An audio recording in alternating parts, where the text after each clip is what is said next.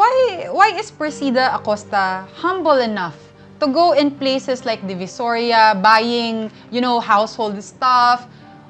Di ba dapat, ma'am, kapag ka-secretary level ka na, uy, dapat sa social, dapat ganito, ganyan. Pero you were there daw, you had no security. You only had, I think, 2 other people with you. Nakatrabaho din daw ninyo. But why is it very important for a Chief Persida Acosta to remain humble despite your achievements? I was born a humble beginning. At age 6, I had been going to Divisoria with my mother because we have a dry goods store in Cabcaben, Maribeles, Bataan, in front of our house. And my mom used to buy products for us to sell in Bataan. Alalay ako ng nanay ko. So Divisoria is just an ordinary place for me. Kahit ka tumaas ng posisyon, lagi mong isipin ang kawayan. Kawayan hanggang tumataas, yumuyukod sa lupa. That's it.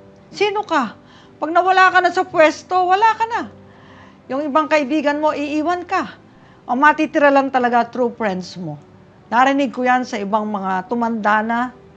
At ang aking tinatandaan sa buhay, ako pa rin ay mananatiling si Persida Rueda Acosta y Venturina. Uuwi sa bahay na pwedeng nakatsinelas lang.